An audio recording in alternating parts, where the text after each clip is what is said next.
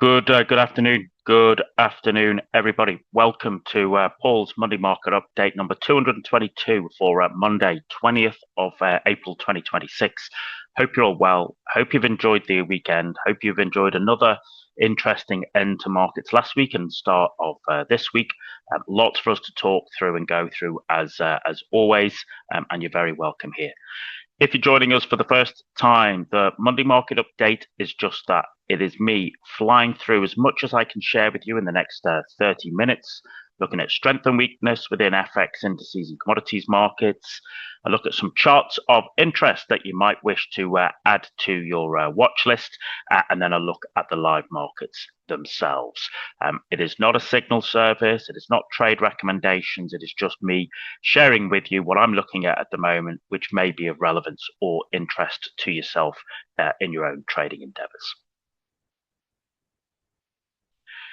As always, you are very welcome here. Just remember that you are always responsible for your own trading decisions. And if you want a little bit more support in your own trading endeavors, you can join the BTP Trader Accountability Group, just helping to build discipline, accountability, and consistency in your own trading endeavors.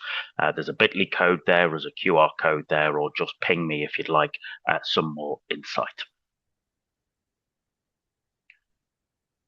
Next one, GE Aerospace, okay? General Electric Aerospace here. So, of course, these guys, were broken up, all right, and now they focus on, they focus on aerospace, including the name, isn't it? And that's what they're really looking to see is, can that focus on aerospace? Can that drive kind of an improvement in their earnings quality?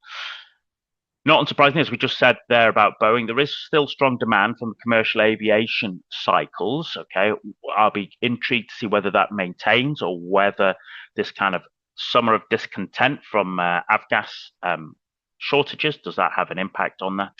But what you also have to realize is these guys, okay, they benefit from sort of long-term servicing contracts and overall engine demand. So as you can see, GE has been in a pretty great trend, really. A pretty great trend for a couple of years now. And what we've seen is big round numbers, okay, and the 50-period moving average acting as really good support.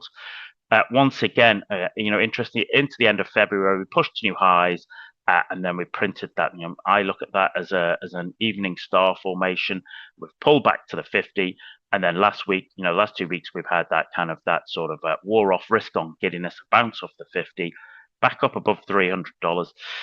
Last week, we've got PO20 going on there. We could not get and close back up above the 20, which has been a significant moving average. So I'd be curious to see, are we now trapped between the 20 and the 50? All right. They report Tuesday before the open tomorrow morning. Can that break us out of this? I would say this kind of almost this like this squeeze that is building around 300 beneath the 20, above the 50. Are the numbers there going to be good enough to get us a punch out of that? And if so, which way? Good numbers, we get back up above the 20, okay, and hold above the 20, or bullish to me. Bad numbers, we're south of 300, and then we're looking, can that 50 act as support? It has done. It has done. Can it do that? So, as I said, they report tomorrow before the open, and it'll be interesting to see, as I said, whether those numbers are the catalyst for the next move in GE.